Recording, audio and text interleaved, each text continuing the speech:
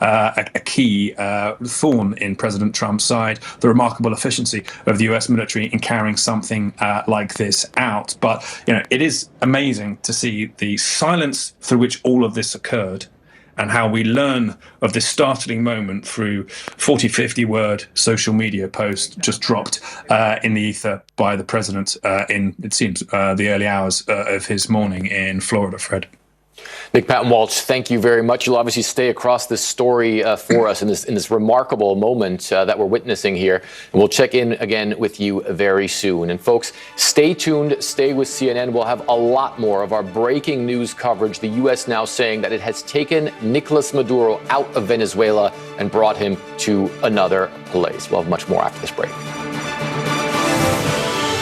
So in the latest, what we can tell you is a confirmation coming in straight from the U.S. president himself, who has confirmed that it was the U.S. strikes on Caracas. As you can see, the civilian and military infrastructure being targeted over there by low-flying aircraft, leading to a series of explosions, plumes of smoke, in fact, bellowing out of that military infrastructure that was targeted. Most importantly, the U.S. president himself over there confirming that the Venezuelan president, along with his wife, have been captured and flown out. Let me quickly take this forward with Siddharth Mishra, who's joining me on the broadcast with more details. Siddharth, to begin with, if you can share the components of the U.S. president's message. Also, how are the supporters of Maduro currently reacting, given that the government of Venezuela have called it an imperialist attack by the United States?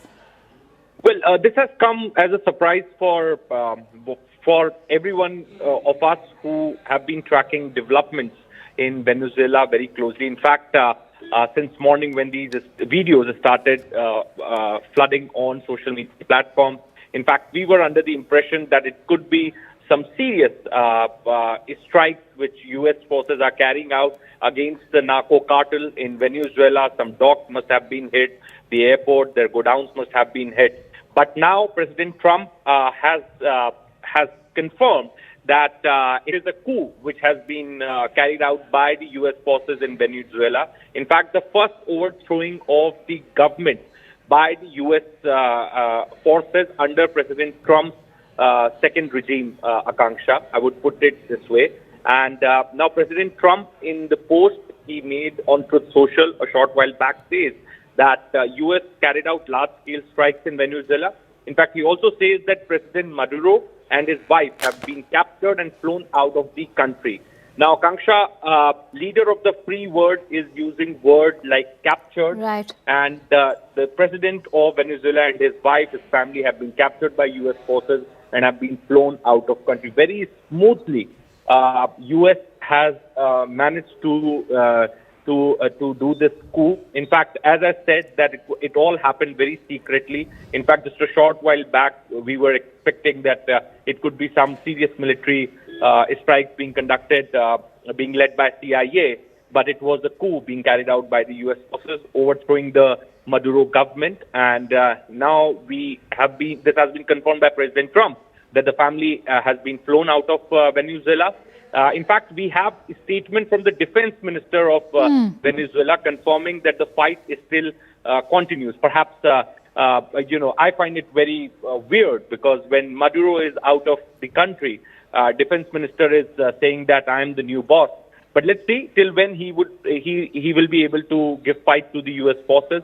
But for now, Maduro is no more the president of Venezuela. He's out of the country. I'm sure there's going to be a lot of chaos on the streets of Venezuela in days to come, because there's going to be no head, no government present there for now. This entire military operation has followed after months of pressure on the Latin American countries. President, remember, Siddharth, not only was Maduro being targeted, but the country in itself was on the brink of an economic collapse. What are the challenges currently that are already foreseen, whether in terms of, say, a collapsing economy, a lack of law and order, given that the president and his wife have been captured and flown out? What can you tell us? Well, Akanksha, Maduro was no saint, to be very honest. In fact, the way the elections happened in Venezuela. In fact, it was very well decided that Maduro is going to come to power. They were not free and fair. In fact, U.S. Agencies have been providing several evidence of Maduro's direct involvement with the narco cartels existing in Caribbean and East Pacific.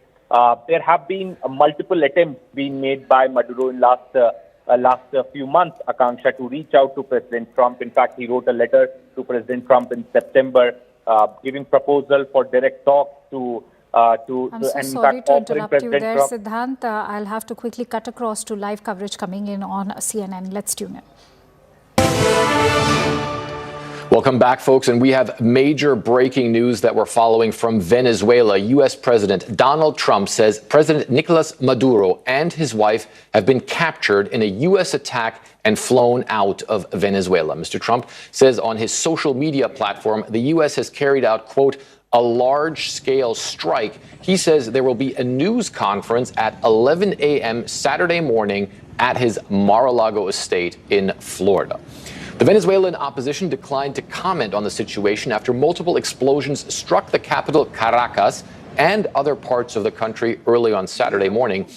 The U.S. Senate Armed Services Committee was not notified ahead of time of any military action in Venezuela, a source tells CNN. We want to go live now to Caracas and journalist Mary Mena, who's standing by for us. Mary, first of all, I want to get your reaction to this stunning news coming out of the U.S. Well, so far we haven't heard from government officials. We just saw an information sent by the Ministry of Defense, General Vladimir Padrino. He called for a massive deployment of military forces in Venezuela. That is the immediate reaction that we have so far. And for now, the city of Caracas remains in calm. It has been like that for the past couple of hours. This began about 1:52 a.m. in the morning. Several blasts, as you said, we hear across the city. But right now, the capital is in silence. We heard from the Ministry of Foreign Affairs saying, blaming the U.S. for the attack before President Trump spoke about that.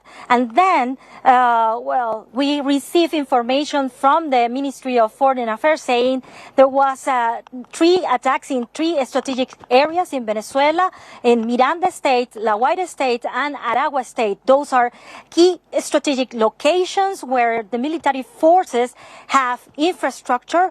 So far, we hear the one here in Caracas, nearby this place in La Carlota Airport. It is a military airport that is mostly used for military forces. Then we will listen to many airplanes and helicopters passing by, but right now the city remains quiet for the past 2 hours. We haven't heard for people, for example, coming to the streets, and the state channel keeps repeating this message from the Ministry of Defense, saying they want to calm the people to remain in calm, and then they will deploy military forces across the country. Right now, also, we are trying to get information of the reaction of regular citizens, and most citizens have decided to remain at home, especially due to the conditions.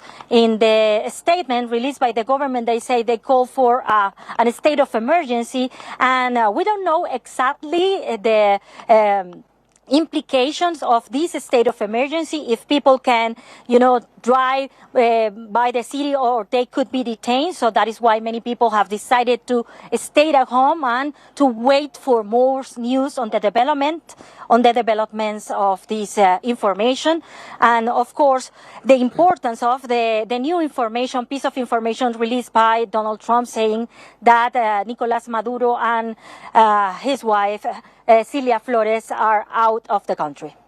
Yeah, and I want to be clear about that. The Venezuelan authorities at this point are confirming that an attack has taken place on Venezuela by the U.S., but they are not confirming that Nicolas Maduro was the target and that he's been taken out of the country, or that he was taken by the U.S.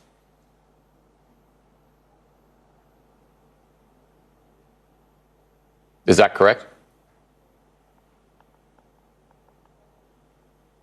Yeah, it looks like we've lost Mary Mena to contact with her there. But I want to bring in now Vanessa Newman. She's the former special envoy from Venezuela to the United Kingdom and to Ireland. Ms. Newman, I just want to get your take on what we're seeing unfold here and what could be behind it.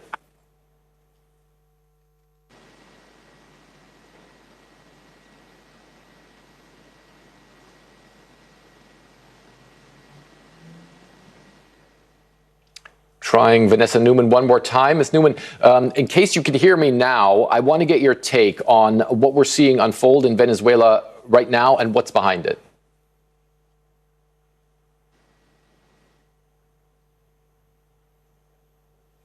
All right, looks like we can't hear Ms. Newman either. So I want to go back to Cedric Leighton, a CNN military analyst and retired Air Force colonel.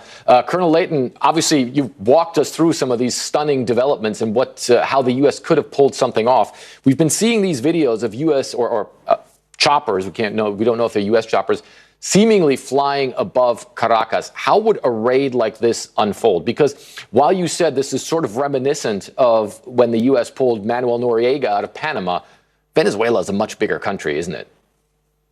Yeah, it sure is, Fred. And one of the key things here is the distances involved in everything. In Panama, you had a big advantage in that we had forces in the Panama Canal Zone, we had forces around the country, and the planning for that operation had been going on for months, basically actually over a year before it was actually executed. In this particular case, we didn't have the luxury of time, or the U.S. didn't have the luxury of time. We're going to assume for the sake of this conversation that it was the U.S. that did this.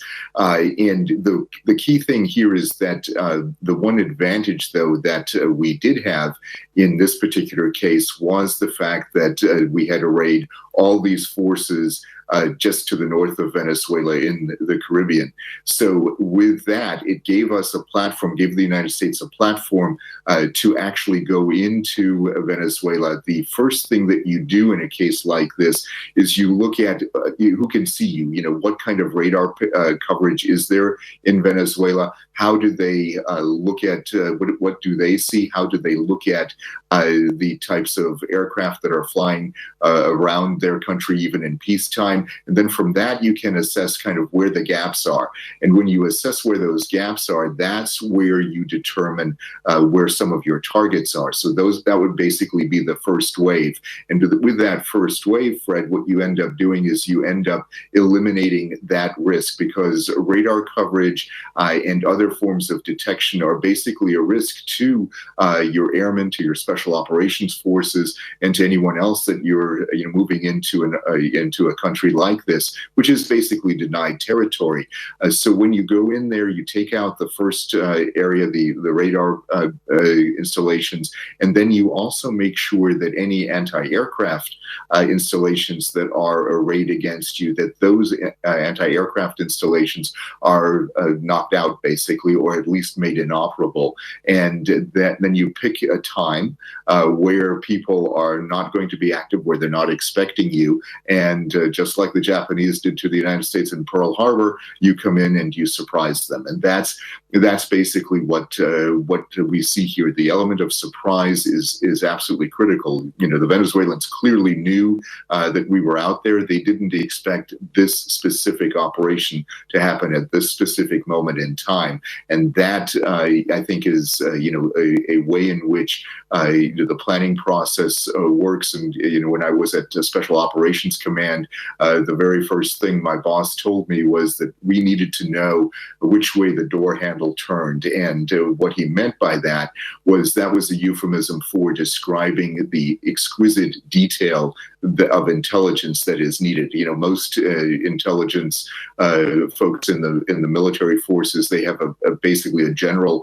appreciation of what's going on. They talk in aggregate terms, in high-level terms, but when it comes to specific operations, those that are involved in that, they get very detailed. It's basically fine-grained analysis of all the possible vulnerabilities that you might encounter.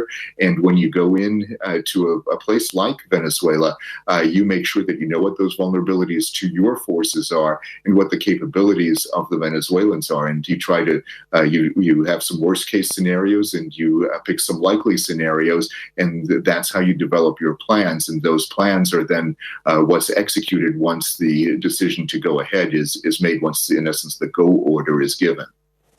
And Colonel Layton, I know it's a bit difficult to get into, but what do we know about the Venezuelan Air Force and Air Defense Forces? We know that Venezuela has been allied both with the Soviet Union and then also with the Russians. But it seems as though there were no surface-to-air missiles fired from what we know. Choppers went into Caracas. And also we don't have any record of any Venezuelan Air Force jets trying to confront the U.S. What do we know about their capabilities? So we know that, for example, what the Venezuelans have is actually a mix of forces. They have the Su-30 fighter. All right, let's quickly go across to Ambassador Sajanhar, who's joining me on the broadcast right now. As you could see, all of those details coming in from CNN. Ambassador Sajanhar, U.S. President, in fact, confirming that there has been a strike conducted by his own country, and that the Venezuelan president and his wife have been captured and flown out. The supporters of Maduro are already calling this an imperialist attack. How do you assess the situation? Yes, thank you very much for having me. Yes, you know, there are a number of points that are very striking. Number one, that this development is a very stunning development. You know, it was, of course, it was building to this, but it was never expected that it would take place so suddenly. Everyone was talking whether, you know, there is going to be just an air attack, which had been something that had been happening on the boats in the seas, also on some of the landing docks. A couple of days ago, it had taken place, but that it would be so absolutely you know, to capture the president and his wife and take them away. Of course, more details will come in the coming hours and days. But this is a very, well, I will, you know, I'm at a loss for words to define it, but it is very striking. It is very stunning in the manner in which it has taken place. And the fact that there has been no resistance whatsoever from Venezuela is also very, very defining, because one would have expected that when you have an attack taking place, there would be sort of scrambling of jets. And Mr. Maduro had been saying that, you know, he was prepared, he had so many missiles and all. But for the president of the country to be captured in this manner without any resistance, again, more details will come out in this. Of course, they could have also realized that Venezuela was no, you know, I have said it on your channel that whatever muscle flexing that Venezuela might do, that President Maduro might do, but they are really no match for the sort of firepower and the capacity and capability that the United States has. But then we also know that United States was not willing to get, you know, body bags from this conflict. So they would not put boots on the ground, but that they would carry out such an audacious operation and carry out so very successfully, at least from the information coming in so far. It does what Mr. Trump has said, that it does sound that it has been audacious, it has been successful. And of course, Mr. Trump will take all the credit for it. And, you know, you can already see the chest thumping that is, he's been doing. But the matter will definitely come if all the details that are coming out are correct. Matter will definitely come to the UN Security Council. And definitely countries like Russia and China are going to pillory the United States. for its violation of international rule Absolutely. of law. And that's why I want to bring you in, Ambassador Sajanhar, given the kind of eyewitness account that are currently trickling in. Remember, Caracas is a valley. And in fact, journalists are sharing traumatizing experiences. They're saying that people are still running frantically for cover. They're exchanging messages. There's a lot of fear that is gripping Venezuela as we speak, even though the Venezuelan government has called out the Maduro supporters, his own socialist base, to go out there and in fact call for a wider movement. All of that certainly doesn't seem to be happening, given that you rightly highlighted that there's no reaction coming in. But let's talk about the build up to this. The US president has firmly maintained that this is to do with the drug trafficking that's been happening right under the nose of Nicolas Maduro. There was targeting of the speedboats in the build-up of that military campaign that US had launched 5 months ago in August of 2025. And so we've seen US strike happening on a docking area where they claim there were speedboats that were in fact carrying out their drug operations. So many critics also have questioned if it is actually drug trafficking and the spread of drug and gang members in US by Venezuela, if that is actually a reason for conducting this strike. I'd like your thoughts on that aspect. No, absolutely. I think this is the question that everyone has raised. You know, all this bombing of, in the seas that has been taking place of these boats, which are allegedly, and I underline, emphasize this word allegedly, because this is what the United States maintains. This is what Mr. Trump maintains. This is what Pete Hegseth maintains. This is what all the U.S. Administration maintains, that these were carrying drugs, and on top of that, there have been 2 or 3 oil tankers of Venezuela that have been seized. Now, oil tankers have nothing to do with the drugs. That is normal trade that is taking place, and even if you impose sanctions without the sanction of the United Nations, that is not a legal sanction, because it has not been imposed by, it has not been discussed and decided by the global community as represented in the United Nations.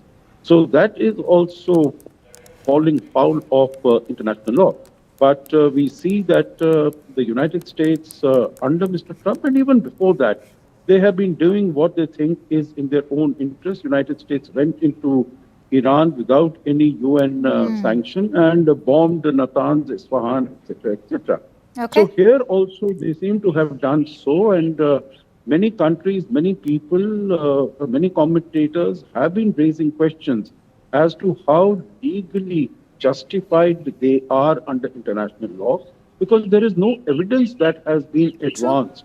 And Mr. Trump has, of course, been maintaining that Nicolas Maduro is at the head of this drug cartel, which are, peddling drugs also.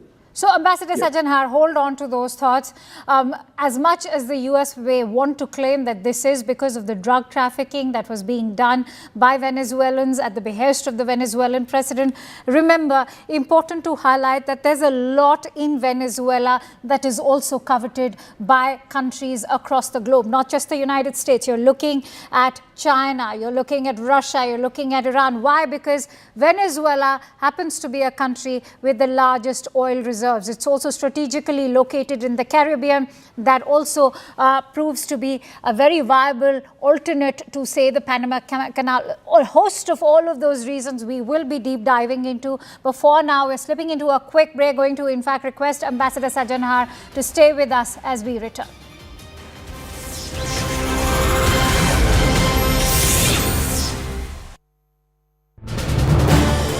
This is News 18 Network.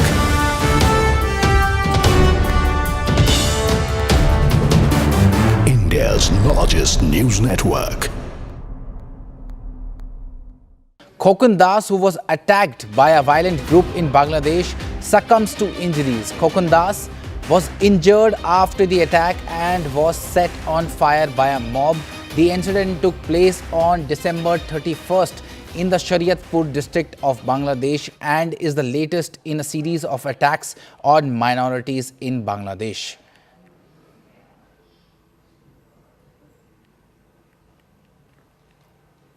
And my colleague Pallavi Ghosh spoke to the family of Kokundas. Listen in. কিছু বলবেন? হ্যাঁ বলুম, খুনের বদলে খুন চাই। আমার নিজে হাতে আমি ওকে খুন করুম, আমি নিজে হাতে ওকে যাইয়া খুন করুম। আমার স্বামী কেউ লোক এত ধরনের অপরাধ করে নাই।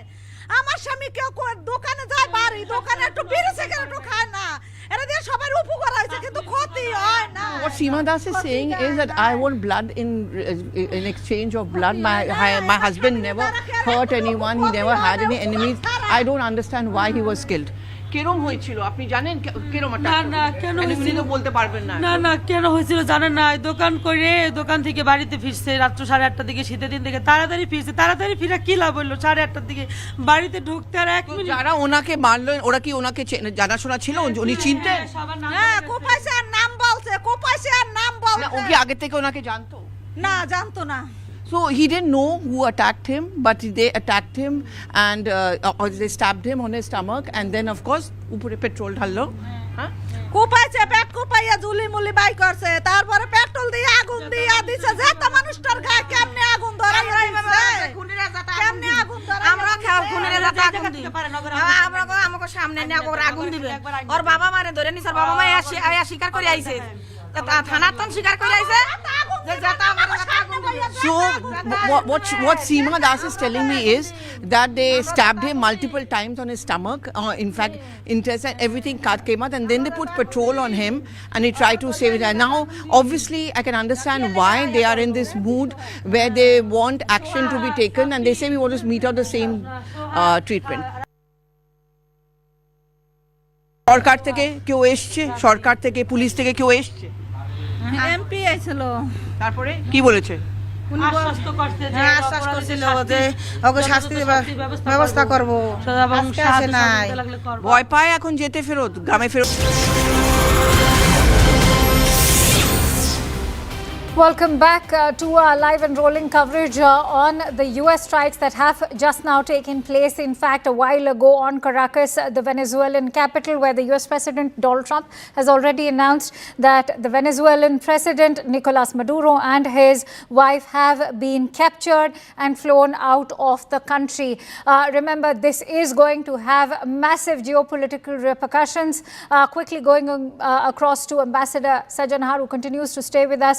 Ambassador Sajanhar, to talk about Venezuela right now, apart from the fact that it has been accused by the United States of indulging in drug trafficking, what are the strategic advantages or also the other economic advantages that Venezuela comes with, even though currently the country is staring at hyperinflation, a cost of living crisis? The country is already on the verge of an economic collapse.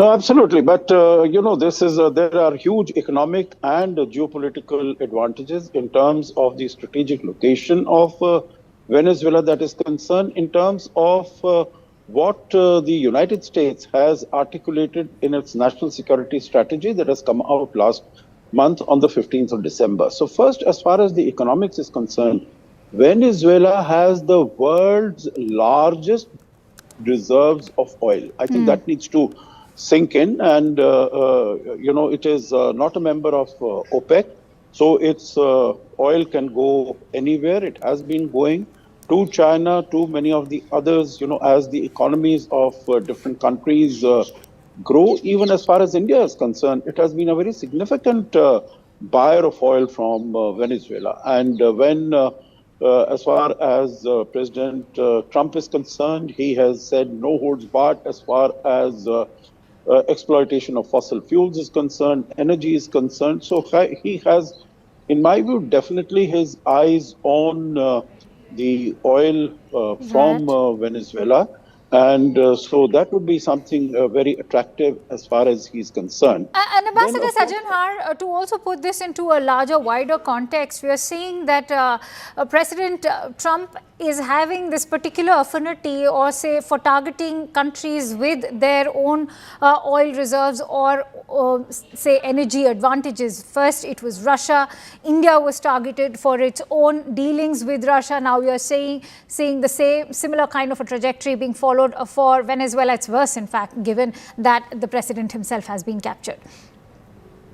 No, absolutely. I think here, of course, it is that brings me to the second point that I have made in terms of the elements of the national security strategy that Trump has come out with, which means that, there is going to be hemispheric dominance. As far as the Western Hemisphere is concerned, it is, like the Monroe Doctrine that was articulated in 1823, that any region in the vicinity of the United States, that is an area of interest, that is an area of dominance, that is an area where the United States will, its say, will hold sway, and other countries should not be interfering, should not be participating. That is a part of the national security strategy, and he said with a Trump corollary. So, which means that Chinese influence in any of these countries, Russian influence in any of these countries, that will be frowned upon. That will not be looked down kindly upon. So it is not, of course, like you mentioned about India. India is importing oil from Russia. That is why, for that political reason, 25% additional tariffs was imposed on India and continues to be imposed on India. But as far as Venezuela is concerned, that it is both economic benefit, economic advantage to the United States because it gets control of all the oil reserves, and also it is able to ensure that it has a dominating presence there. And neither Russia nor China, you would recall that even as far as the Panama Canal is concerned, Right. there the Chinese economic interest was sought to be removed, and Chinese companies which had invested there, they were taken over.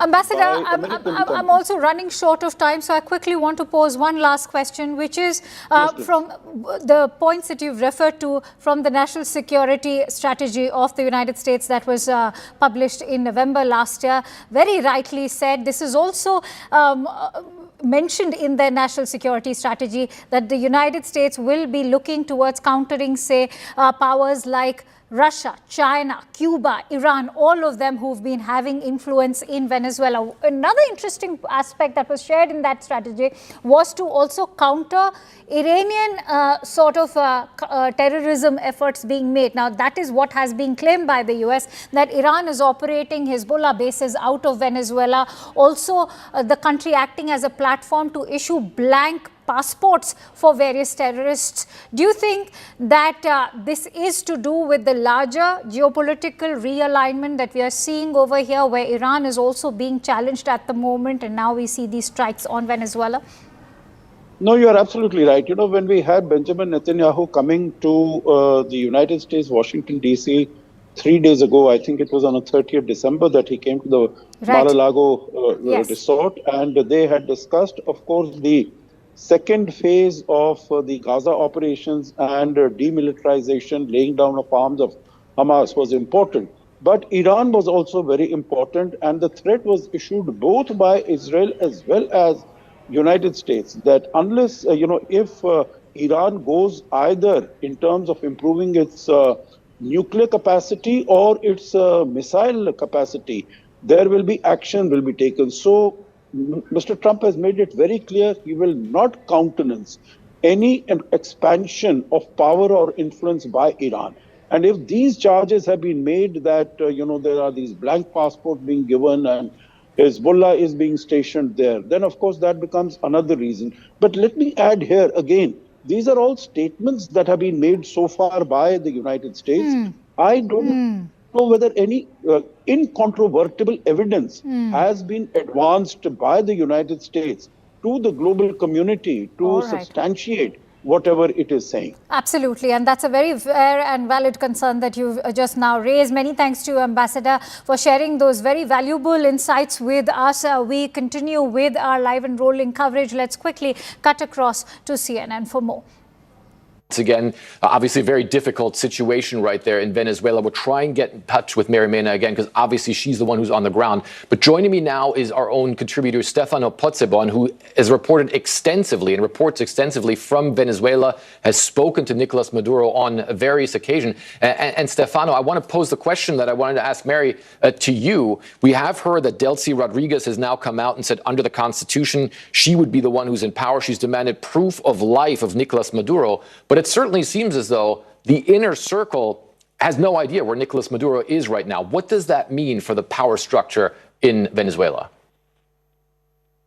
Well, I think that it means, at least for now, it means complete chaos. For years, Fred, we did describe Nicolas Maduro as the minimum common denominator between the various factions that make up the Venezuelan government. And I refer to the judiciary, but also the military, the Socialist Party, different souls that the Venezuelan regime has to support its stability amid geopolitical, but also, and most importantly, economic crisis. Nicolas Maduro has always been the man on top, and what it seems that we're seeing and we're witnessing in front of our eyes, as Mary was just saying, this is literally history taking place in front of our cameras. What we are seeing is a kinetic operation, a targeted operation from the United States to remove just that very, very top element, just Nicolas Maduro himself. It doesn't seem like that this has triggered yet a regime collapse, and remains to be a question. The question remains there of what happens next for Venezuela itself, because perhaps Donald Trump can be just content with these. Donald Trump can be just content with these results. He has been in this campaign against Nicolas Maduro, personal campaign against Nicolas Maduro, since at least July, when Maduro was indicted on drug trafficking charges. Then he said several times that Maduro's days are over, and that he advised Maduro to step down.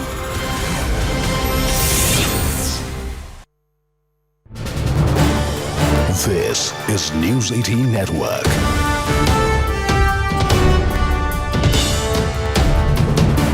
India's largest news network.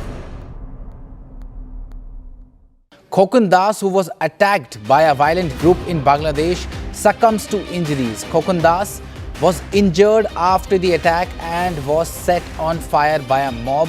The incident took place on December 31st in the Shariatpur district of Bangladesh and is the latest in a series of attacks on minorities in Bangladesh.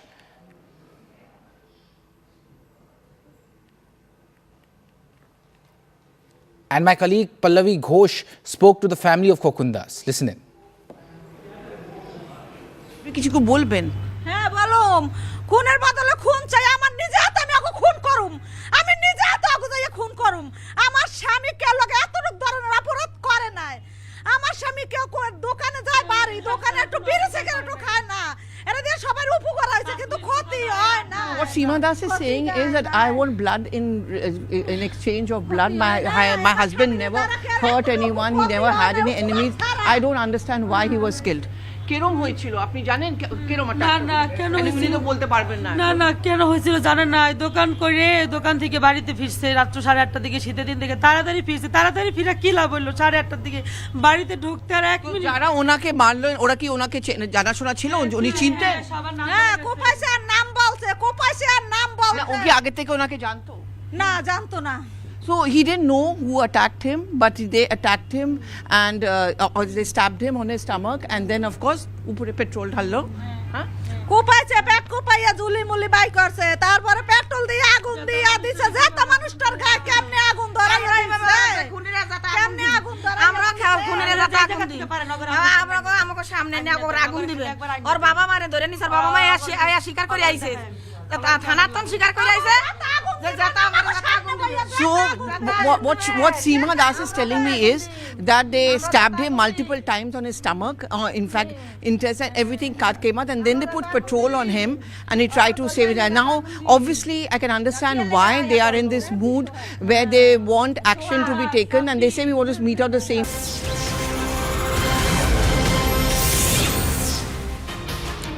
Welcome back. Getting in a CNN News 18 mega exclusive brought to us by Security Affairs editor Manoj Gupta. Pakistan's top diplomatic and military delegation is all set to participate in a high-level strategic dialogue in Beijing. Just ahead of the talks, China has now demanded clarity on Pakistan's new strategic and economic cooperation with the United States. Pakistan will brief Chinese authorities on rising Pakistan-US relations and take Beijing into confidence over Islamabad-Washington security, strategic and economic cooperation. Now, according to top diplomatic sources, Pakistan has presented a detailed overview of its bilateral and tactical relationships, both with China and the United States. Let's quickly take that forward with Siddhant, who's joining me on the phone line with more inputs. Siddhant, clearly a tricky tightrope walk for Islamabad over there. How well will they manage, and what does this speak of rising Chinese concerns with the US and Pakistan bilateral relationship? Well, that's right, Akanksha. So Manoj is bringing this input for us. Beijing is set to host Pakistan-China strategic dialogue. Pakistan's top diplomatic and military delegation to participate in the strategic dialogue in Beijing. Top sources tell Manoj that China demands clarity on new Pak-US strategic and economic cooperation ahead of the strategic dialogue. Pakistan to brief Chinese authorities on rising Pakistan-American relations. Pakistan to take China in the confidence and loop over Islamabad-Washington security, strategic and economic cooperation. Pakistan has made a presentation on Pak-China and Pak-US strategic, solid, substantive and tactical relationship. Fulfills our two demands. One, window operation for trade investments and clearance of payments. Make sure foolproof security of Chinese citizens in Pakistan. China sends clear message to Pakistan of the strategic dialogue in Beijing. In last 5 years, 19 Chinese killed and 8 major attacks on Chinese citizens and civilians happened in Pakistan. Pakistan to discuss CPEC 2.0, CPEC's expansion to Afghanistan and rising security concerns and terrorism with Chinese authorities. Back to you. Right. Siddhant, so interesting you highlight the concerns from China's end, whether it is to do with the CPEC project or say even the number of attacks on the Chinese. Where does this leave China at the moment and its own investment plans in Pakistan? Well, there is definitely a concern with the Chinese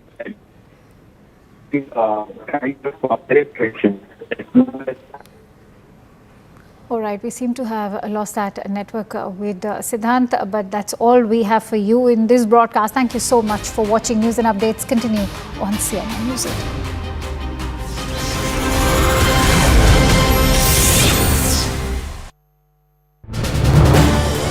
This is News 18 Network.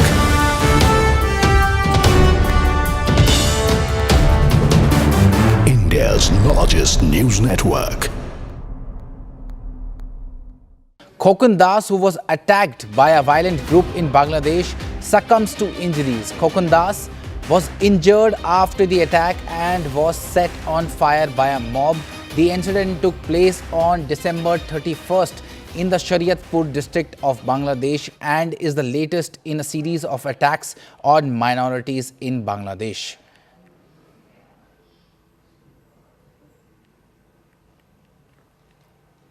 And my colleague Pallavi Ghosh spoke to the family of Khokun Das. Listen in. কিছু বলবেন? হ্যাঁ বলুম, খুনের বদলে খুন চাই। আমার নিজে হাতে আমি ওকে খুন করুম, আমি নিজে হাতে ওকে যাই খুন করুম। আমার স্বামী কেউ লোক এতটুক ধরনের অপরাধ করে নাই। আমার স্বামী কেউ দোকানে যায়, বাড়ি দোকানে একটু বিড়ি সিগারেটও খায় না। এটা দিয়ে সবার উপকার হয়েছে কিন্তু ক্ষতি হয় না। What Seema Das is saying is that I want blood in exchange of blood. My husband never hurt anyone. He never had any enemies. I don't understand why he was killed. কেরম হয়েছিল আপনি জানেন? কেরম না কেন হয়েছিল বলতে পারবেন না? না কেন হয়েছিল জানেন না? দোকান করে দোকান থেকে বাড়িতে ফিরছে রাত্র 8:30টার দিকে, শীতের দিন থেকে তাড়াতাড়ি ফিরছে। তাড়াতাড়ি ফিরা কি লাভ হলো? 8:30টার দিকে বাড়িতে ঢুকতে আর 1 মিনিট। যারা ওনাকে মারলো ওরা কি ওনাকে জানাশোনা ছিল? উনি চিনতেন? হ্যাঁ, কোপাইছে আর নাম বলছে, কোপাইছে আর নাম বলছে। ও কি আগে থেকে ওনাকে জানতো? না, জানতো না। So he didn't know who attacked him, but they attacked him and they stabbed him on his stomach, and then of course upore petrol dhallo.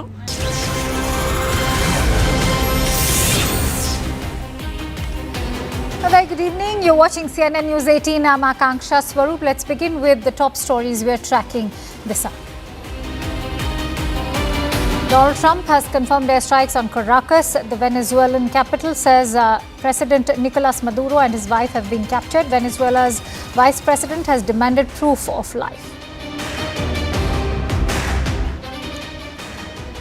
Venezuela declares a nationwide emergency, says subjected to military aggression. CNN News 18's investigation reveals that negligence in pipeline replacement has left 15 dead in Indore. Files circulated among officials despite approval, which was given 3 years ago. Zomato CEO's post on gig workers sparks a debate. Niti Aayog's Amitabh Kant slams the Aam Aadmi Party, says politicizing gig economy will kill quick commerce and destroy jobs.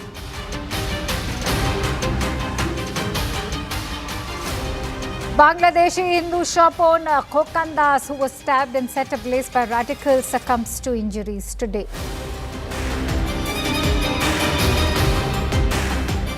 Amid outrage, BCCI asks Kolkata Knight Riders to release Bangladesh player Mustafizur Rahman. Now India tour to Dhaka is under focus. Amid unrest in Bangladesh, JJP's Ajay Chautala and Samajwadi Party MLA Ravidas Mehrotra call for Nepal, Bangladesh-like protests in India, urge youth to throw out rulers. Maharashtra's Chief Minister Fadnavis triggers a row, says the next Mumbai mayor will be from the ruling Mahayuti and both Hindu and Marathi. After a survey asserts voter trust in EVMs and leaves Congress red-faced, Karnataka poll survey report vanishes from government website. The University Grants Commission has formed a committee to investigate a Dharamshala student's death amid ragging and sexual assault allegations, ensuring strict action against culprits. A 6.5 magnitude quake rocks Mexico City. Buildings damaged. President Sheinbaum's presser also disrupted. The United States has launched a large-scale military strike against Venezuela, targeting multiple locations, including the capital, Caracas. Explosions and low-flying aircraft were reported in several areas, causing panic, power outages, and a heavy military presence. Now, President Trump of the United States has announced on social media that the strike was successful and claimed that Venezuelan President Nicolas Maduro, along with his wife, have been captured and flown out of the country. Trump said the operation was conducted in conjunction with U.S. law enforcement. This marks a historic escalation in U.S.-Venezuela relations, and it also comes after months of U.S. pressure on Maduro's government that included previous anti-drug operations and strikes on suspected smuggling targets. In fact, it is the language of the US president that he used on his Truth Social post, which has in fact shocked the world over, given that he's used the term captured for the Venezuelan president. He said that he, along with his wife, have been captured and taken over. Remember, these US strikes were conducted at 2 a.m. local time on Caracas. First eyewitness accounts, along with the accounts that are being shared by the journalists in Venezuela, share a lot of panic, which is currently gripping the entire nation. What are the actual reasons are still unknown. But remember, the United States claims that it is the drug trafficking being conducted by Venezuela under the aegis of its president. That is the reason. But let's also listen in to the live and rolling coverage by CNN at the moment.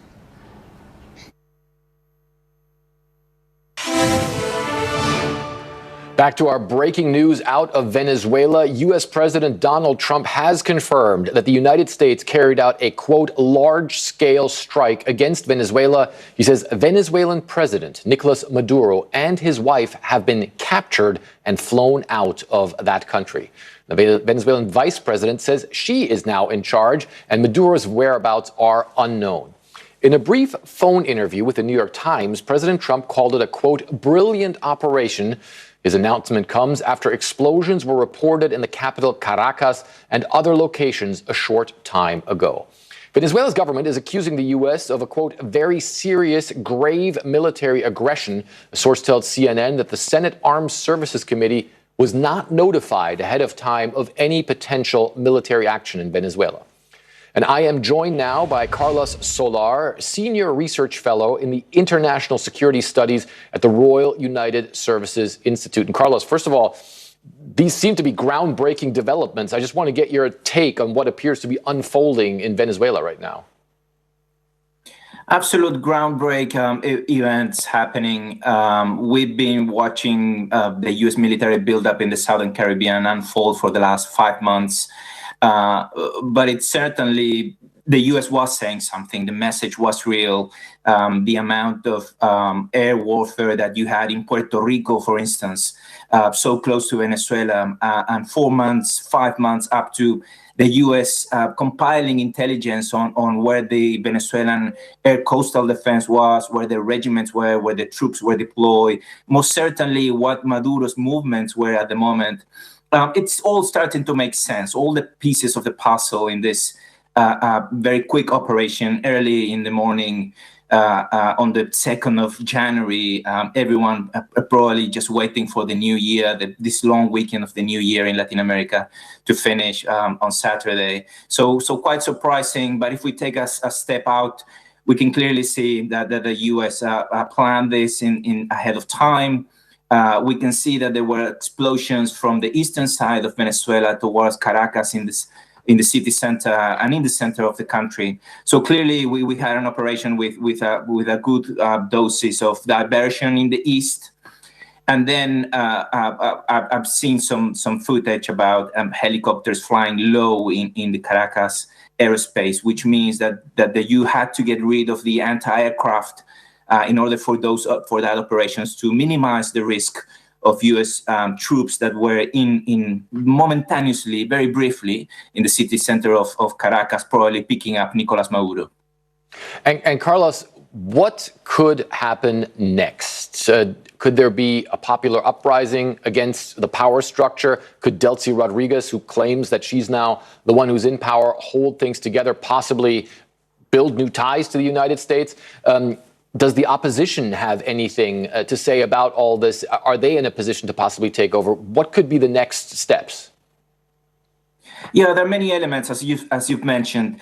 I think the 11 a.m. Mar-a-Lago call from President Donald Trump will give us a little bit of light in terms of where Nicolas Maduro is, whether there was a negotiation on his exit, and whether the U.S. regime structure will survive without Nicolas Maduro. You need to think that the Venezuelan regime was first Hugo Chavez and then Nicolas Maduro. Everyone else is just the eggshell of here in the capital, because it took place in 3 different locations and key locations. One in the Aragua state that gathers most of the military forces, especially the aviation.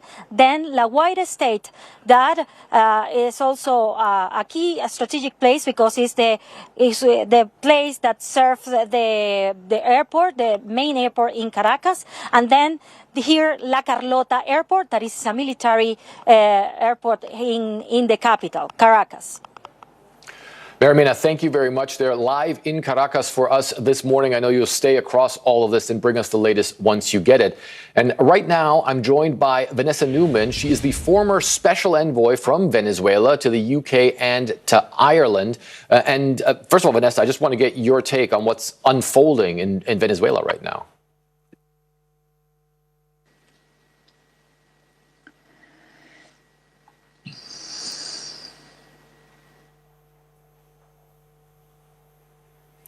And I see, Vanessa, we're having some trouble with the audio there, but we'll try and get that fixed for you. Until then, we're going to take a short break. But on the other side of that, we're going to have much more breaking news for you out of Venezuela.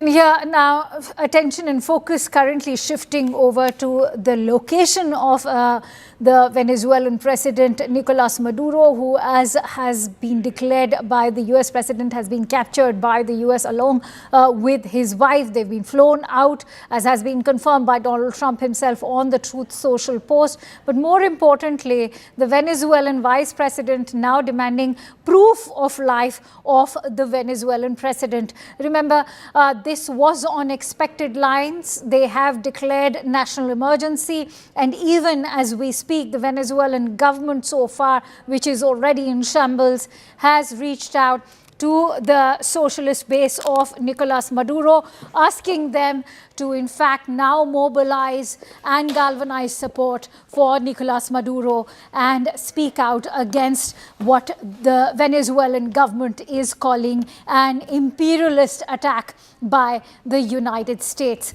But all of that, how has this happened? Let's break it down for you as we bring you the entire map of Venezuela. These are the crucial locations where America struck in the wee hours at 2 a.m. local time, remember, is when the strikes actually happened. You're looking at the La Guaira port, which is Venezuela's main seaport. This is where one of the strikes happened. You're also looking at an air base in Miranda State. This is the Higuerto airport. Then you are looking at Puerto Tuna, the main military base in Caracas. And then you're also looking at La Carlota, which is the primary air base in the capital. So clearly it is the military installations which have been targeted by the US airstrikes which took place at 2 a.m. As far as Caracas is concerned, it's a valley, and all the eyewitness accounts that are trickling in, the journalists sharing their experience, are all saying that there's a level of frantic panic which has completely gripped the Venezuelan capital. Remember, these were late night US airstrikes.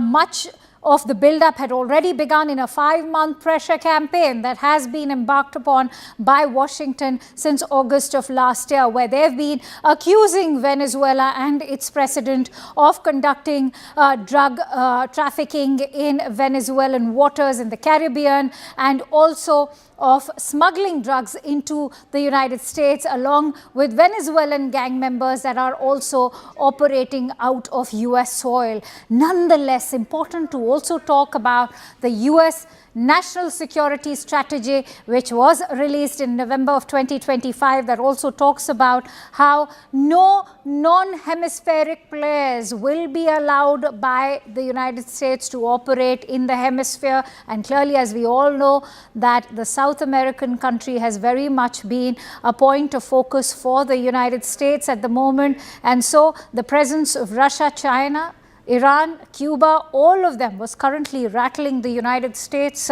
US has, of course, been threatened by the Iranian presence also in Venezuela. According to their national security strategy, Iran was also using Venezuela as a base for Hezbollah.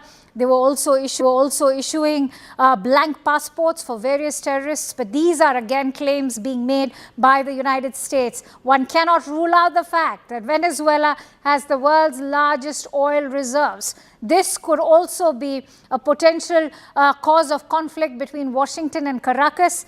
Not to forget the strategic location of Venezuela in the Caribbean. You're looking at it. The ports are in fact at a very strategic location in the transit route to, say, the Panama Canal. And so Venezuela is very much right now under the scanner for the United States. What happens next, given that there's already an economic collapse confronting the entire country? There's hyperinflation. The cost of living has completely skyrocketed. You're looking at expensive food and medicines. Venezuelans do not know where to go. But in the months that have finally now been confronting Venezuela, where we've seen that the US has now captured their president along with his wife and flown him out, Venezuela currently in a state of complete chaos and anarchy. Let's also listen in to the live and rolling coverage of CNN. Flying overhead, you need probably Intel aircraft flying overhead as well. What sort of assets would be necessary to conduct an operation like this, not only to be effective, but of course also to protect the troops that are part of it?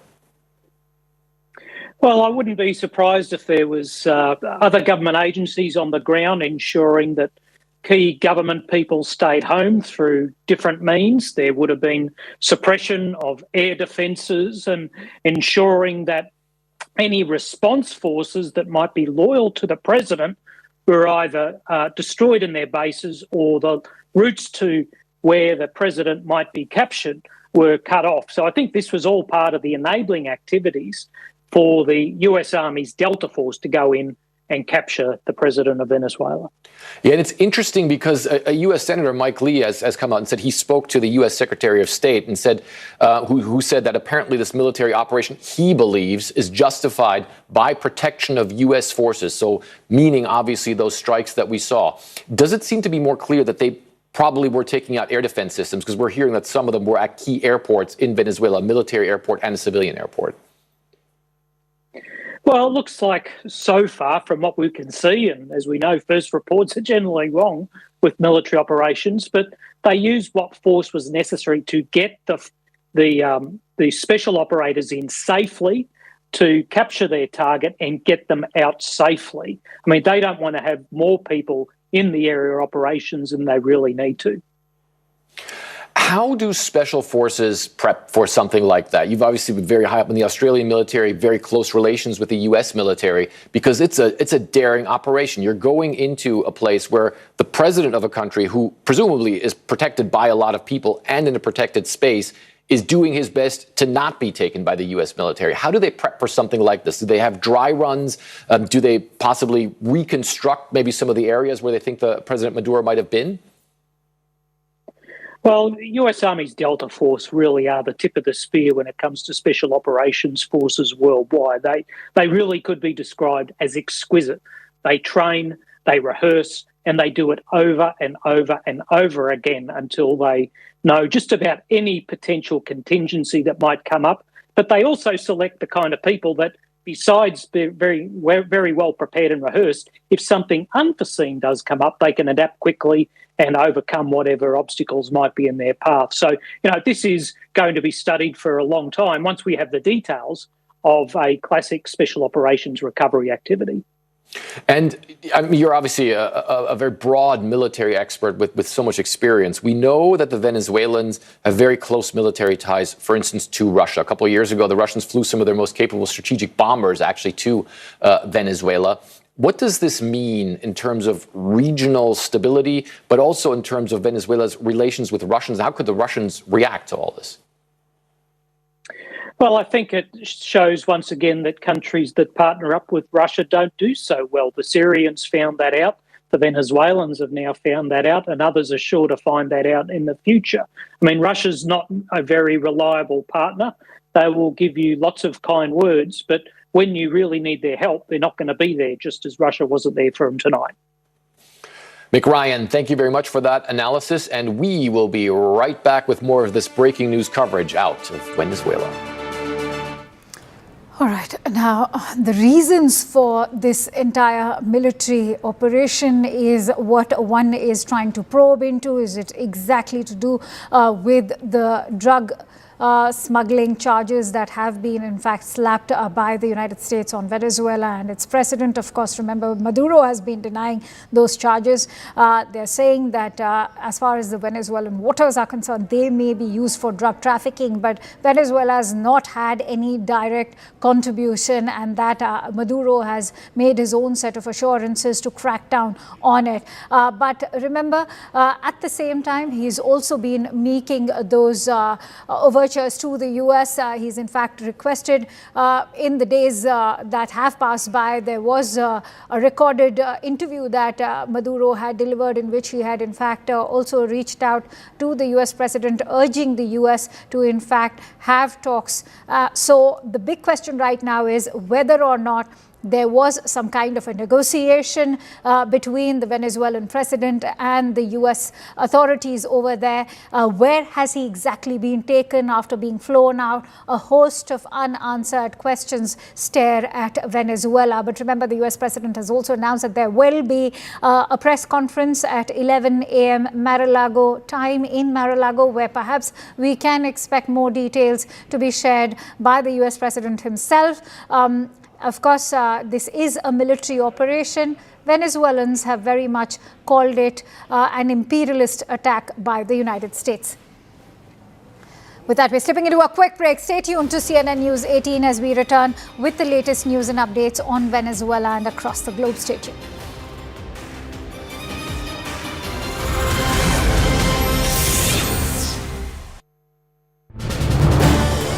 This is News 18 Network.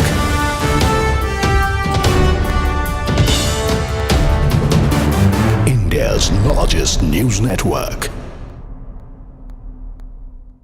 The U.S. Senate Armed Services Committee was not notified ahead of time of any military action in Venezuela, a source tells CNN. We want to go live now to Caracas and journalist Mary Mena, who's standing by for us. Mary, first of all, I want to get your reaction to this stunning news coming out of the U.S.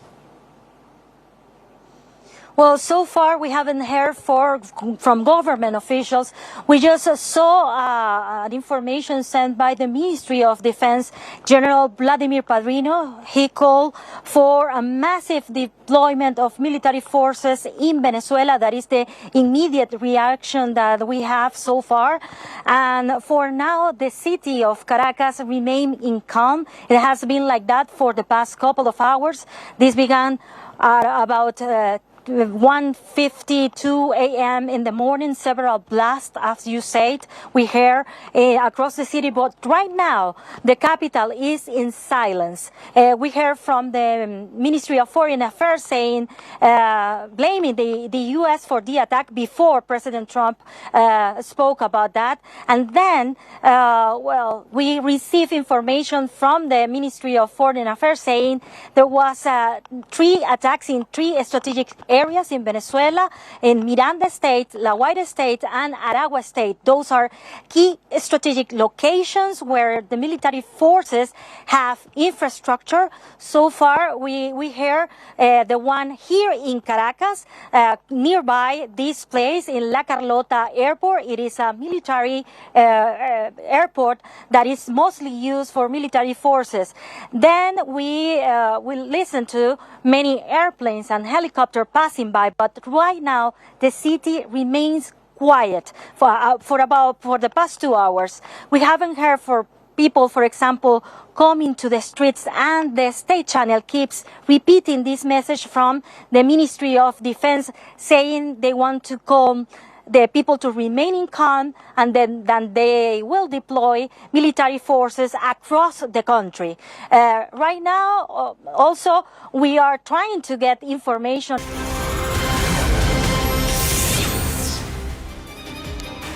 Welcome back. We continue to stay with our live and rolling coverage on Venezuela. Remember, the U.S. airstrikes have in fact happened over there. And we will continue to bring you all the latest updates on that front. Currently, remember, the question is with regards to the location of the Venezuelan president. Nobody knows where he has been taken by the U.S., but can expect details to emerge in some hours from now, as has already been announced by the U.S. president that a press conference will be addressed at 11 a.m. Mar-a-Lago time. With that, shifting focus over to the other big story, the Indian Premier League is no stranger to drama, but this time the tension is strictly off the pitch. In a move that has stunned the cricketing world, the BCCI has officially instructed the Kolkata Knight Riders to release Bangladeshi pacer Mustafizur Rahman from their 2026 roster. Now, the BCCI Secretary Devajit Saikia has confirmed the directive, stating that the board will allow KKR to seek a replacement player immediately. While the official reason focuses on logistics and safety, the underlying cause is impossible to ignore. KKR has said they will remove the Bangladesh pacer. With this, the focus now shifts to India's tour to Bangladesh. Listen in to the reactions. Due to the recent developments which is going on all across, BCCI has instructed the franchisee KKR to release one of their player, Mustafizur Rahman of Bangladesh, from their squad. And BCCI has also said that if they ask for any replacement, BCCI is going to allow that replacement. All right, getting in breaking inputs. This as the politics surrounding this continues. Senior Congress leader Shashi Tharoor has now come out swinging, calling the move deplorable and disgraceful. Shashi Tharoor did not stop there. He also addresses the personal attacks on KKR owner Shah Rukh Khan, who has been labelled as a traitor by some political factions for signing the player. But let's listen in to what the Congress MP has to say.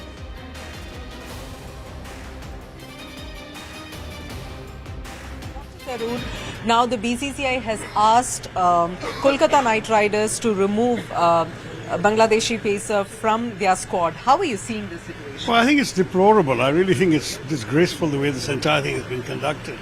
First of all, the KKR people bid from a list of approved players. So if the BCCI had wanted, they should have removed any particular nationality from that list before. Secondly, sport is one means we have of maintaining decent people-to-people contact. You know, it's an unfortunate thing that we are taking out retribution against the mobs and the lawlessness and the lack of action by the government of Bangladesh upon a poor individual who's just a cricketer who's never said anything to support this violence or condoned it or expressed any sort of hate speech against India. It seems to me completely absurd and petty on the part of the BCCI. As far as I'm concerned, I think what we should have definitely done is used every arrow in our quiver to try and persuade the Bangladeshis to take decisive action to protect their minorities and to protect calm and stability in their country leading up to the elections in just a month's time. Unfortunately, this kind of action merely inflames passions on both sides and makes things worse. I don't believe we can afford to be isolating ourselves from the people of Bangladesh.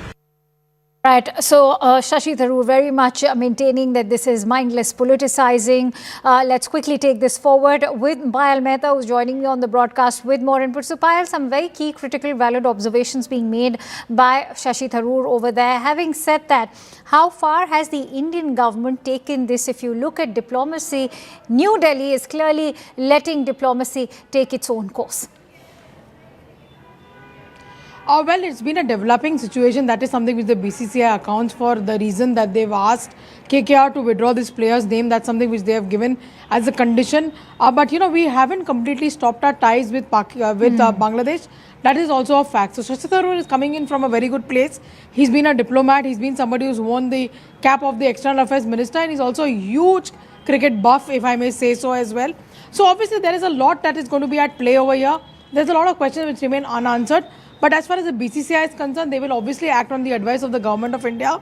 And, you know, the evolving situation probably gave BCCI a feeling that our tempers are really high and people want some action to be seen.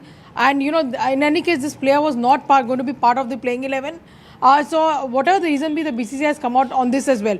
But the kind of attack that you've seen on Shah Rukh Khan as the team owner, that is completely deplorable if you ask me as a sports enthusiast.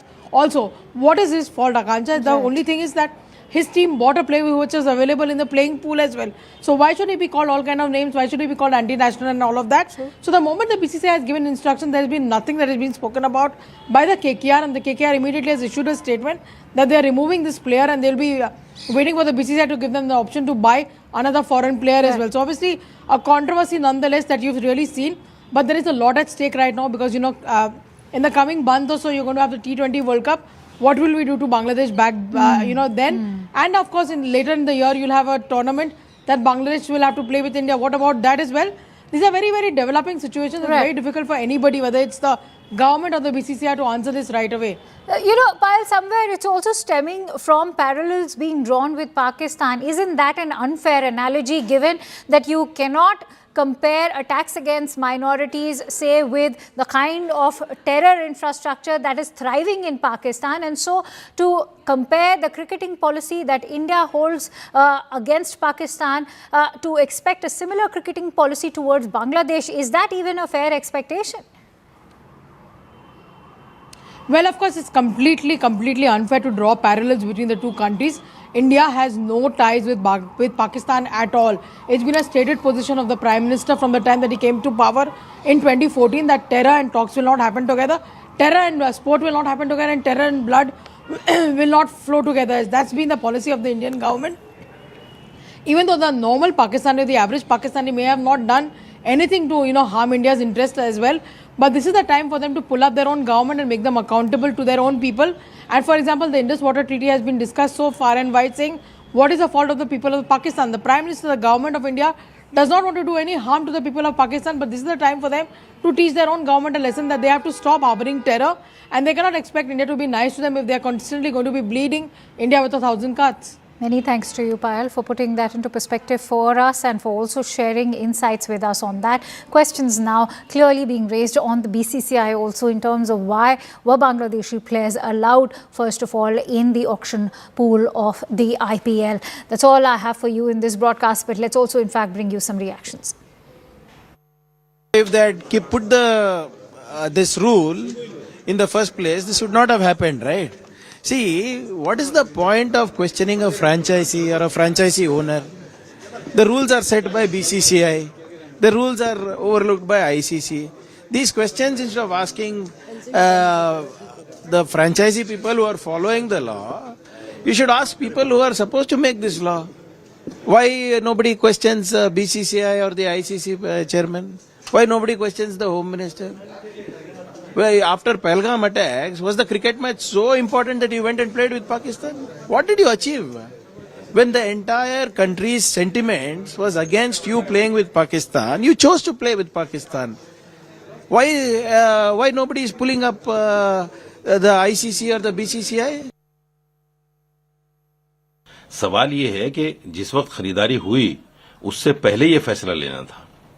ये सरकार ने कहीं ना कहीं देश में एक narrative set करके हिंदू मुसलमान का इस तरह से फैसला बाद में लिया है। सरकार की चूक है, सरकार को मानना चाहिए। इसमें शाहरुख खान की कोई गलती नहीं है। जब बीसीसीआई की तरफ से उसको ये अनुमति थी कि वो खरीदे तो उसने खरीद लिया। अब बीसीसीआई ने बैन कर दिया तो मैं समझता हूं कि शाहरुख खान के ऊपर फर्क भी कुछ नहीं पड़ेगा, कोई फर्क नहीं पड़ेगा, क्योंकि शाहरुख खान है। लेकिन मुसलमानों को टारगेट करना बहुत आसान है और ये मैं समझता हूं कि सरकार का फेलियर है। सरकार को पहले ही इस पर फैसला लेना चाहिए था। ये फैसला जो लिया है ये अपना वोट बैंक साधने के बाद लिया है।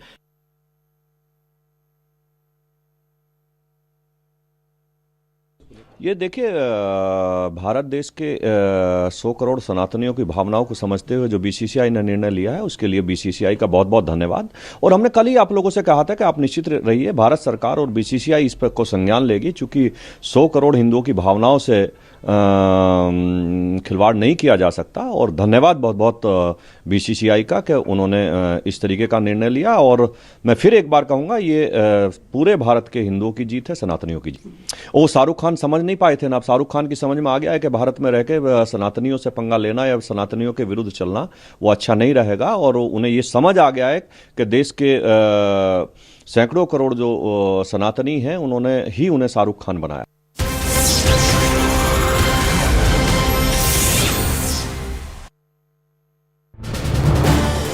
This is News 18 Network.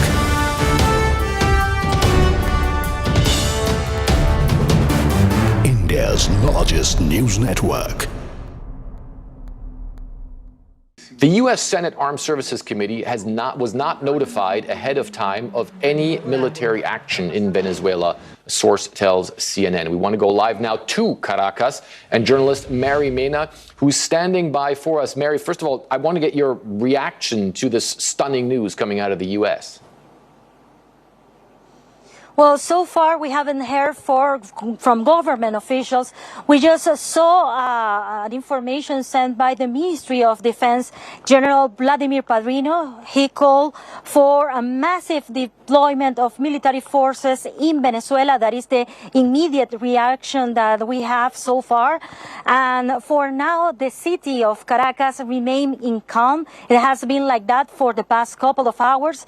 This began at about 1:52 a.m. in the morning. Several blasts, as you said, we hear across the city, but right now the capital is in silence. We heard from the Ministry of Foreign Affairs saying, blaming the U.S. for the attack before President Trump spoke about that. And then, well, we received information from the Ministry of Foreign Affairs saying there was 3 attacks in 3 strategic areas in Venezuela, in Miranda State, La Guaira State, and Aragua State. Those are key strategic locations where the military forces have infrastructure. So far, we hear the one here in Caracas, nearby this place in La Carlota Airport. It is a military airport that is mostly used for military forces. Then we will listen to many airplanes and helicopters passing by, but right now the city remains quiet for the past 2 hours. We haven't heard for people, for example, coming to the streets, and the state channel keeps repeating this message from the Ministry of Defense, saying they want to calm the people to remain in calm, and then they will deploy military forces across the country. Right now, also, we are trying to get information.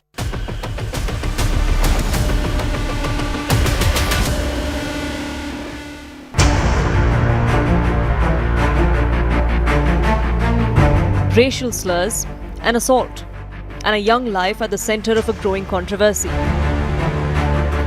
What happened to Angel Chakma on the evening of December 9th in Dehradun is not just a crime under investigation. It has become a question of dignity, identity, and justice. Chinky, momos, Chinese. These are not just few words, but insults that the people from Northeast India go through on a daily basis across several parts of the country. But today we are here in the Selakwe market of Dehradun, where a 24-year-old bright MBA student, Angel Chakma, was attacked. On 9th of December, Angel Chakma and his brother Michael Chakma came to this very market to buy something as basic as grocery when he was subjected to racial slurs by a group of 6 people, followed by a brutal attack with knives and with blunt objects. The duo was left bleeding on the ground. हम लोग आए तो उन लोग हम लोग अपना bike से हम लोग अपना आ रहे थे हम लोग सर, तो उन लोग हम लोग को मेरे को थोड़ा पोक कर रहा था कि चिंकी उनकी मेरे को थोड़ा सा रेजिज्म कर रहा था, तो मैं थोड़ा अपने तरफ से अपने सेल्फ डिफेंस मतलब थोड़ा बोल रहा था कि भैया क्या हो गया करके उधर पे। हम लोग अपना आ रहे थे, मुझसे मैं फोन में बात कर रहा था, मैं अपना बस मैं अपना कन्फेस किया कि भैया क्या हुआ, गाली क्यों दे रहे हो। तो उनका वो प्लानिंग था क्या था वो मेरे को पता नहीं, पर उन्होंने डायरेक्ट मेरे में अटैक कर दिया उन लोग ने। तो फिर भैया आया मेरे को बचाने के लिए आया, फिर भैया को तो मेरे को कड़ा से मारा, भैया को लगा उससे, फिर भैया को उन लोगों ने चाकू मार दिया।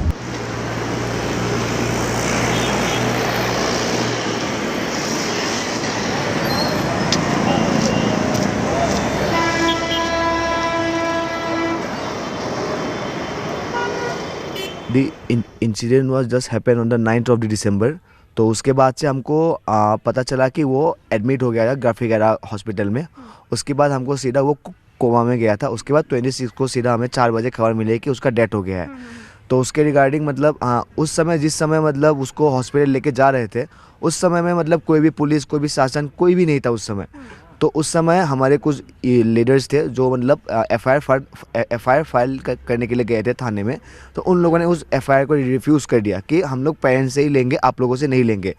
तो रिफ्यूज़ कर दिया। उसके बाद क्योंकि 9 तारीख को हुआ है तो ऑब्वियसली एफआईआर 9 तारीख को ही होना चाहिए, लेकिन एफआईआर हुआ है 12 तारीख को। It has been delayed. और ये पुलिस की रेस्पॉन्सिबिलिटी, पुलिस ने इस केस को पहले सीरियसली नहीं लिया। जब हम लोगों ने दबाव बनाया, जब हम लोगों ने प्रोटेस्ट करना स्टार्ट किया, उसके बाद से ही पुलिस ने इस केस को थोड़ा सा इंटरेस्टिंगली माना है और दबाव डाल रहे हैं अभी फिलहाल। We also have somebody who was there at the spot when the students went out there to lodge the FIR. जब आप गए वहाँ पे FIR करवाने के लिए, what was the case scenario? आपको कैसा response मिला था? First, on the night of 9th of December, we got a call from the Michael's friends that he was admitted in graphic era. Then instantly on that night, we can't go to police stations. It's already too late. So we went like next in the morning, like evening around like 3 o'clock, 3 p.m. something. Then we went for FIR cases. Then we submitted to police stations, and one of the police officer he responded that don't come here for playing politics with this. Okay. So that's how we got the response, and they are not accepting the FIR. So after that, Angel Chakma, his family arrived on 12th of December. Okay. Then on that day, the police started means like they are accepting and situations is going more higher way. तो इस बारे में मैंने पहले भी ऐसे cases बहुत हुए, तो मैंने उस केसेस को भी पुलिस को बताया, लेकिन क्या होता है जो इंस्टीट्यूट है वो उन केसों को दबा देते हैं, वो सामने आने नहीं देते हैं। लेकिन अभी इस केस को हम So are you saying that such incidences have happened before also? yes that's true, before भी ये सब हो चुका है और अभी भी हो रहा है, लेकिन ये लास्ट होगा, इसके बाद से और कोई नहीं होगा। इसीलिए हम चाहते हैं कि उत्तराखंड सरकार अभी जो भी एक्शन ले रहे हैं उस एक्शन को ऐसे ले कि ताकि मतलब ऐसा रूल बनाया जाए कि जो भी बाहर से पढ़ने के लिए आ रहा है नॉर्थ ईस्ट के लिए स्पेशली रेसिस्ट ना हो, क्योंकि ये एक बहुत बड़ा इशू बन जाता है हमारे लिए। हमें इसीलिए दुख लगता है क्योंकि हम इतने बाहर से आके पढ़ाई करते हैं, सेम इंडियंस ही है हम लोग, और हम लोग को पूछा जाता है कि व्हाट इज योर करेंसी है।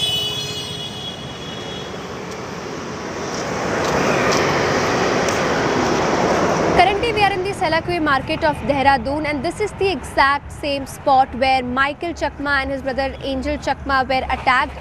The duo had come out to buy something as basic as groceries when they were attacked. First they were subjected to racial slurs by a group consisting of 6 members, and after that they were, attacked with knives and with blunt object.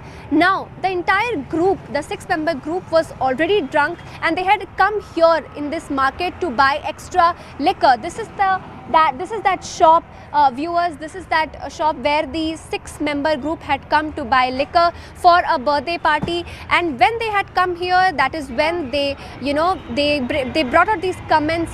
They called Michael Chakma and his brother Angel Chakma words like Chinese and momos, and when the brothers objected to those comments, that is when both the brothers were attacked by the 6-member group.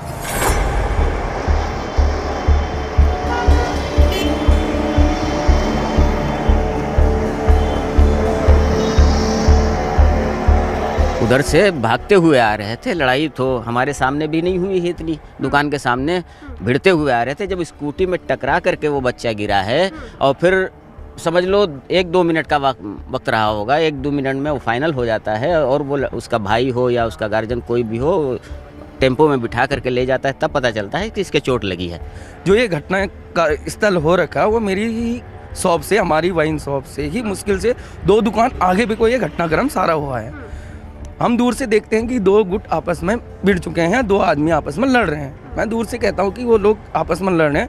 मुश्किल से 1 से 2 minute का उनका झगड़ा रहा, झगड़ा उनका solve हुआ और वो लोग आपस में चले गए। हमें लगा आपस के लड़के हैं, लड़के होंगे किसी चीज़ को लेके, तो ये हमें कुछ ऐसा अभाव ही नहीं हुआ कि इतनी बड़ी भी चोटें आई होंगी उस बच्चे के ऊपर।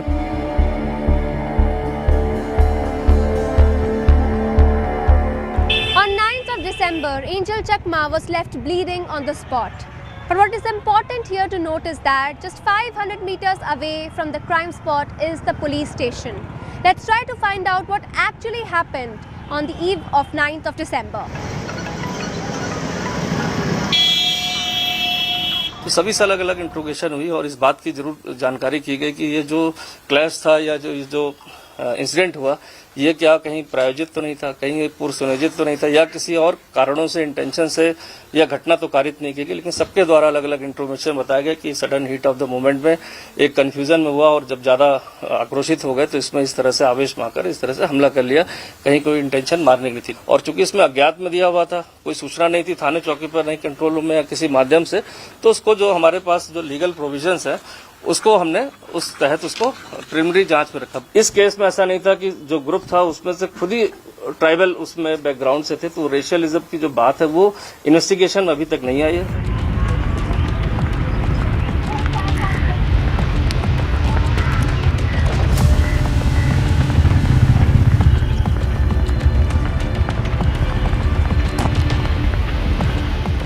Just 500 meters away from the crime spot is this Selakui police station situated in Dehradun. However, no help was provided to Angel or Michael Chakma when they were stabbed. On the one side, the police is refuting any racial discrimination remarks made.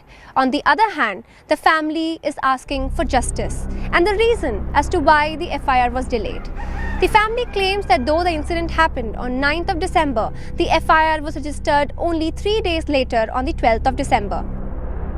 ठीक है, ये तो 10 तारीख की ये बात है। पहले तो वो लोग 10 तारीख को माइकल गए पुलिस के पास कंप्लेंट दर्ज करी, पर पुलिस ने कंप्लेंट को सीरियसली नहीं लिया, आप कह रहे हैं?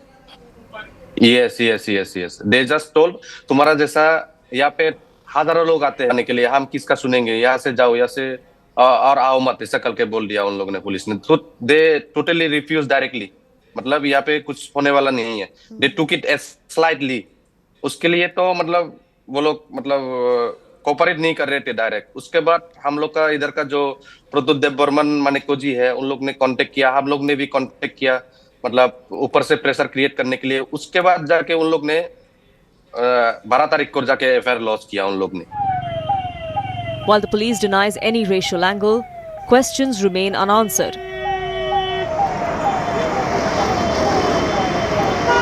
To understand who Angel Chakma really was and to separate facts from allegations, CNN News 18 team went to his university to find out the truth.